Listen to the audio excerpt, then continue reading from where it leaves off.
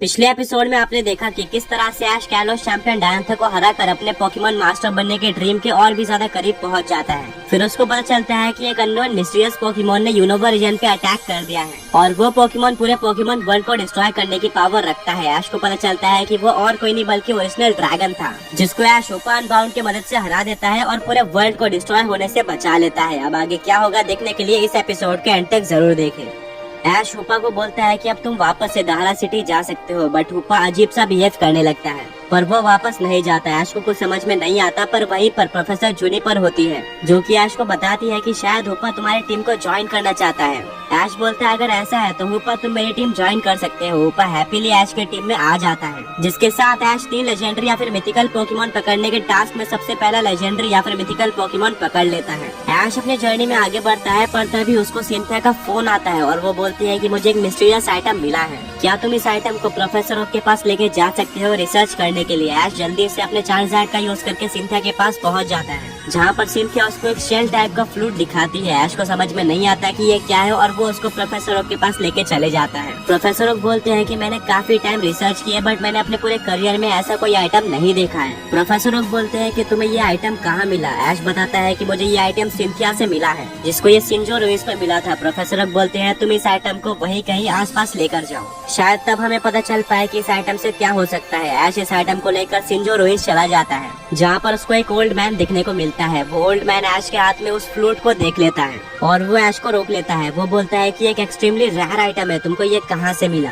ऐश बोलता है कि ये सिनो चैंपियन सिंथिया को रिसर्च करते वक्त इसी जगह पर मिला था। वो ओल्ड आदमी बोलता है कि इस आइटम को सही जगह पर यूज करना, जिससे तुम पोकेमॉन वर्ल्ड के स्ट्रॉन्गेस्ट पोकेमॉन को समन कर सकते हो। ऐश बोलता है क्या सच में मैं इसको कहाँ पर यूज करूँ। वो ओल्ड आदमी बोलता है कि मैं तुम्हें पूरा तो नहीं बता सकता बट एक हिंट दे सकता हूँ जो कि है स्पीयर पिलर। ऐश बोलता है कि मुझे इसके बारे में और भी बताओ, पर तभी वो ओल्ड मैन वहाँ से गायब हो जाता है, जिसको देखकर ऐश काफी ज्यादा शॉक हो जाता है। बट अब ऐश को पता था कि उसको कहाँ जाना है। वो उस फ्लूट को लेकर चले जाता है स्पीयर पिलर, जहाँ पर सिर्फ एक खाली जगह होती है और कुछ भी नहीं होता है। ऐश बोलता है कि शायद उस ओल्ड मैन ने मुझे झूठ बोला है, पर तभी पीछे से सिंथिया आती है और बोलती है कि नहीं, उस ओल्ड मैन ने झूठ नहीं बोला है। हो सकता है कि तुम इस फ्लूट को एक बार बजाने का ट्राई करो और कुछ मैजिकल चीज हो जाए। सिंथिया की बात मानकर ऐश उस फ्लूट को बजाने लगता है। काफी देर उस फ्लूट को बजाने के बाद एक काफी बड़ी सीढ़ी वहाँ पे बन जाती है, जिसको देखकर ऐश काफी ज्यादा शॉक हो जाता है और वहाँ पर लिखा होता है हॉल ऑफ ओरिजिन। सिंथिया बोलती है कि जैसे कि मुझे लग रहा था ये वही है। ऐश बोलता है कि मुझे कुछ समझ में नहीं आ रहा है। सिंथिया बोलती है कि वो आइटम अजूर फ्लूट था, तुम्हें इस लैडर पे चढ़ना होगा, जिसके बाद तुम्हें पता चलेगा कि वहाँ पर कौन है। ऐश उस सीढ़ी पर चढ़ने लगता है बट वो सीढ़ी काफी ज्यादा लंबी होती है। 1 से 2 घंटा चढ़ने के बाद ऐश सीढ़ी के ऊपर पहुँच जाता है, जहाँ पर उसको दोबारा से एक खाली जगह देखने को मिलती है बट बीच में एक ट्रायंगल सा बटन था, जिसके ऊपर ऐश खड़ा होता है और तभी वहाँ पर पोकेमॉन वर्ल्ड का गॉड यानी कि नॉर्मल टाइप पोकेमॉन आर्सियस आ जाता है, जिसको देखकर ऐश काफी ज्यादा शॉक हो जाता है। आर्सियस बोलता है कि अच्छा वो तुम ही थे जिसने अजूर फ्लूट का यूज करके मुझे समन किया है। और आर्सियस ऐश को एक बैटल के लिए चैलेंज करता है, जहाँ पर वो अनलिमिटेड पोकेमॉन्स का यूज कर सकता था एंड अगर वो आर्सियस को हरा लेता है तो वो आर्सियस को कैच भी कर सकता है। ये सुनकर ऐश काफी ज्यादा शॉक हो जाता है। ऐश के पास उसके जर्नी में जितने भी पोकेमॉन पकड़े थे वो सब आ जाते हैं और वो सबसे पहले अपने हेराक्रोस को भेजता है। आर्सियस हाइपर वॉइस का यूज करके काफी इजीली हेराक्रोस को डिफीट कर देता है, जिसके बाद ऐश अपने ड्रैगनाइट को भेजता है। आर्सियस दोबारा से हाइपर वॉइस का यूज करके ड्रैगनाइट को हरा देता है। इसी तरह से एक के बाद एक कर ऐश अपने सारे पोकेमॉन को भेजते रहता है और आर्सियस काफी इजीली उन सबको हरा देता है। अब ऐश के पास सिर्फ 3 पोकेमॉन्स बचे होते हैं और वो एक साथ अपने तीनों सबसे स्ट्रॉन्ग पोकेमॉन को भेज देता है, जो कि होते हैं उसका पिकाचू, उसका बॉन्डिवॉन, ग्रीनिंजा और मेगा चार्जर्ड एक्स। अब ऐश आर्सियस को पकड़ पाएगा या नहीं वो इन तीनों ही पोकेमॉन पे डिपेंड करता था। तीनों ही पोकेमॉन आर्सियस के साथ फाइट शुरू कर देते हैं।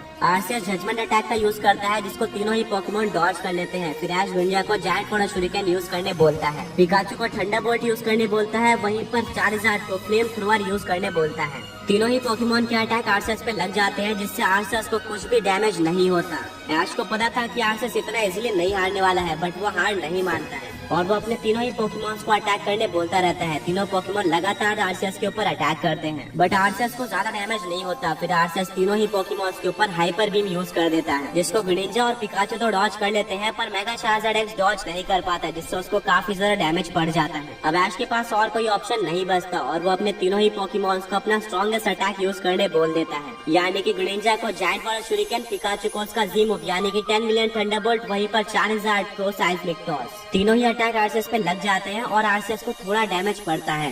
बट फिर आरसीएस अपने स्ट्रॉन्गेस्ट अटैक यानी कि जजमेंट का यूज करके ऐश के तीनों पोकेमॉन्स को हरा देता है। अब ऐश के पास कोई और पोकेमॉन नहीं बचा था और वो जमीन पे गिर के रोने लगता है, क्योंकि उसको पता था कि उसने काफी बड़ी गोल्डन अपॉर्चुनिटी मिस कर दी है। पर तभी उसको याद आता है कि रिसेंटली उसने एक मिथिकल पोकेमॉन हूपा को पकड़ा था और वो तुरंत हूपा को बाहर निकालता है। अब ये बैटल पोकेमॉन वर्ल्ड के दो सबसे स्ट्रॉन्ग मिथिकल पोकेमॉन्स के बीच में थी। हूपा कन्फाइंड फॉर्म में होता है, बट ऐश प्रिजन बर्डल का यूज करके हूपा कन्फाइंड को हूपा अनबाउंड फॉर्म में कन्वर्ट कर देता है। अब वो अपने स्ट्रॉन्गेस्ट फॉर्म में था। बैटल स्टार्ट होती है। आरसीएस सबसे पहले अपने फेरी टाइप प्लेट का यूज करता है, जिससे वो फेरी टाइप में बदल जाता है और वो अपने फेरी टाइप के जजमेंट अटैक का यूज करता है, जो कि हूपा अनबाउंड पे सुपर इफेक्टिव था और उसको काफी ज्यादा डैमेज पड़ता है। फिर हूपा यूज करता है साइकिक अटैक का, जिससे आरसीएस को डैमेज पड़ता है। दोनों ही पोकेमॉन काफी स्ट्रॉन्ग थे और अपने बेस्ट अटैक का यूज कर रहे थे, पर आरसीएस अपने मल्टी टाइप एबिलिटी के चलते और गॉड पोकेमॉन होने के चलते डोमिनेट कर रहा होता है। तभी ऐश को एक स्ट्रेटेजी याद आती है और वो हूपा को स्किल स्वैप अटैक का यूज करने बोल देता है, जिससे दोनों ही पोकेमॉन्स की एबिलिटी एक्सचेंज हो जाती है, यानी कि आरसीएस के पास मैजिशियन एबिलिटी आ जाती है, वहीं पर हूपा के पास मल्टी टाइप एबिलिटी आ जाती है, जिसका यूज करके वो फाइटिंग टाइप पोकेमॉन में कन्वर्ट हो जाता है। अब आरसीएस यूज करता है जजमेंट अटैक का, जिसका हूपा पे ज्यादा डैमेज नहीं पड़ता, क्योंकि वो अटैक अब वीक हो चुका था हूपा अनबाउंड पे।